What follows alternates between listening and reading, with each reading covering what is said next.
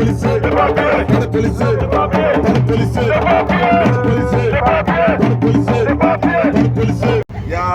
y a un camarade qui m'a donné un courrier. Les courriers, il est là. C'est un camarade qui l'a amené. Il est là. C'est un camarade Badaoudayaya. Les sages signifiés. Regardez, est-ce que vous voyez quelque chose? Vous voyez quelque chose là? Donc si tu donnes ça à quelqu'un pour qu'il les lise, qu'est-ce qu'il va lire? Donc il a dit, c'est comme les ministres de l'Intérieur, ce qu'ils nous demandent. Demander des feuilles de paie à quelqu'un qui n'a pas de papier, c'est comme lui donner un courrier vert en lui demandant de lire ce qu'il y a là-dessus.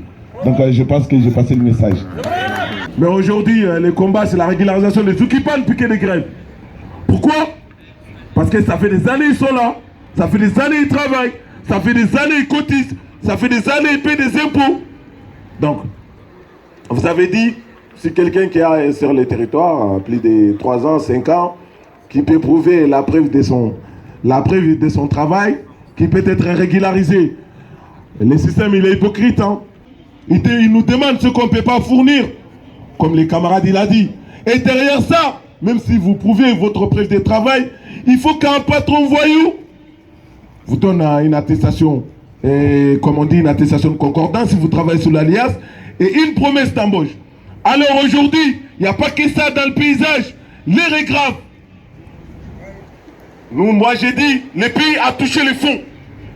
L'État a touché les fonds la semaine dernière. Priver les gens des soins. Priver les gens des allocations familiales. C'est pareil comme ce qu'ils nous disaient dans l'histoire. On a entendu, quand on attendait à l'école, quand on nous apprenait en disant à la Seconde Guerre mondiale, la Première Guerre mondiale, les gens ont été plaqués au sol comme des parquets. On leur a enlevé toute leur dignité. Ils ont été massacrés. Ça revient à la même chose, mais sous une autre forme. Voilà, on ne va pas vous gazer, on ne va pas vous tirer dessus. On va vous laisser crever des maladies. On va vous laisser crever des faim. C'est ça, ça veut dire.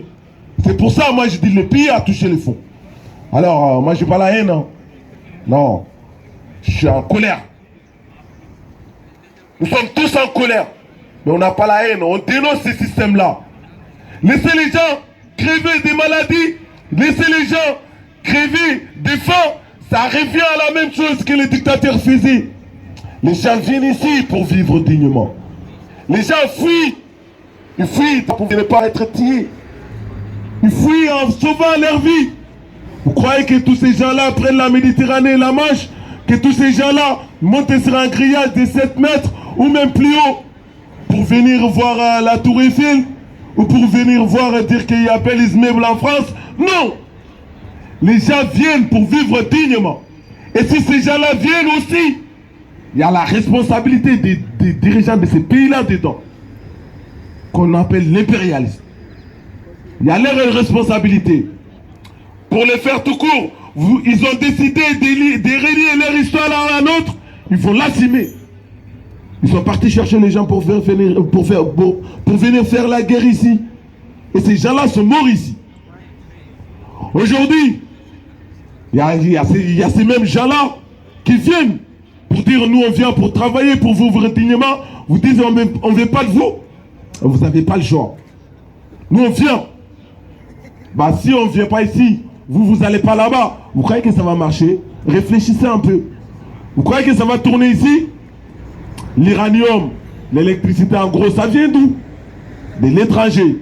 Alors quand je vois Marie Le Pen dans une restauration dire moi je verrais bien que vous allez travailler chez vous. Eh, réveillez-vous, réveillez-toi un peu madame. Réveillez-vous un peu. La France a plein des entreprises à l'extérieur. Des stations de service au Mali, des usines au Sénégal, partout. Ils ont des entreprises partout. Alors si on dégage tout ça, vous n'allez pas rigoler à Madame Le Pen. Ça va faire mal. Donc on doit vivre, on est obligé de vivre ensemble. Moi je mets 1 euro, toi tu mets 50 centimes, ça fait 1,50 €. C'est comme ça. Même les animaux, ils ont pris l'habitude de vivre ensemble aujourd'hui. Pourquoi pas les hommes? Qu'est-ce qui se passe? Qu'est-ce qui a changé? Regardez, Emmaüs, ça en est où aujourd'hui? Les messieurs qui a créé cette belle entreprise-là, ça en est où aujourd'hui? C'est devenu une exploitation. C'est devenu un endroit où on transforme les gens en esclaves. C'est ça, c'est la réalité.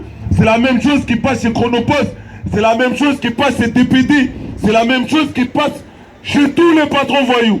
Et il y a ces systèmes-là qui veulent maintenir les gens dans la précarité, dans la misère, avec cette nouvelle loi asile-immigration. On vit ici, on pense ici, on reste ici.